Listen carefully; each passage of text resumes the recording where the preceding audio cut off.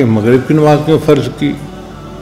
اللہ نے فرمایا میرے بندو تم نے سارے دن میں جو غلطیاں کوتاہیاں کی، بندے ہو نا، ضعیف البنیان ہو، انسان ہو، تو اگر مغرب وقت تم نماز پڑھ لو گے تو میں تمہارے سارے دن کے کیے ہوئے گناہوں کو معاف فرما دوں گا، میں تمہاری فائل کلوز کر دوں گا، سب کچھ مٹا کے ڈیلیٹ کر کے۔ اور عشاء کی نماز صرف امت محمدیہ کی خصوصیت ہے، اس سے پہلے کسی امت کو عشاء کی نماز نہیں ملی، صرف اسی امت کو ملی۔ کیوں ملی؟ کہ اللہ نے اپنے محبوب صلی اللہ علیہ وسلم کو عشاء کے وقت معراج عطا فرمایا تھا، فرمایا میرے محبوب کی امتیو تم عشاء کے وقت عشاء کی نماز پڑھو گے، میں اس کے بدلے تمہیں روحانی معراج عطا فرما دوں گا۔ اس لیے یہ 5 نمازیں ہم پر اللہ کا احسان ہے جو اللہ نے فرض فرمائی اور ہمیں پڑھنے کی توفیق عطا فرمائی۔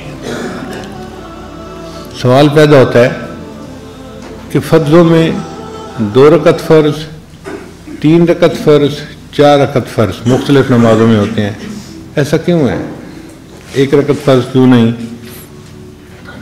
یا کچھ اور تعداد کیوں نہیں؟ علماء نے اس کا جواب لکھا۔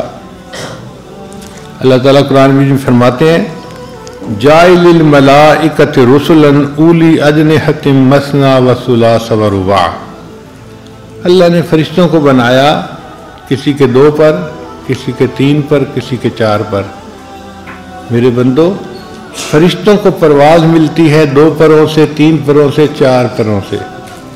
تم میرے بندے ہو، تم نماز ادا کرو گے، اس کی رکعتیں 2، 3 اور 4 ہوں گی فرض، اور ان فرضوں کی رکعتوں کے ادا کرنے پر تمہیں میری طرف روحانی پرواز نصیب ہو جائے گی۔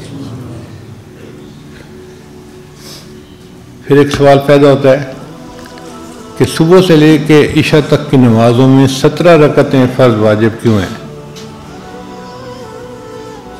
یہ 17 رکعتیں بنتی ہیں 2 فجر کی، 4 ظہر کی 6، پھر 4 عصر کی 10، پھر 3 مغرب کی 13 اور 4 عشاء کی، تو 17 رکعتیں ہو گئیں۔ تو 17 رکعتیں فرض کیوں ہیں؟ علماء نے جواب دیا کہ اللہ تعالیٰ نے معراج میں اپنے محبوب کو 17 چیزوں کی سیر کروائی تھی، 7 آسمان، 8 جنتیں، تو کتنے ہو گئے؟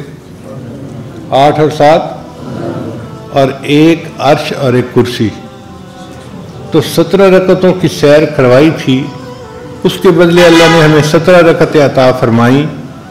میرے بندو تم 17 رکعتیں ادا کرو گے، میں بھی تمہیں روحانی نعمتوں کی سیر روحانی طور پہ کروا دوں گا۔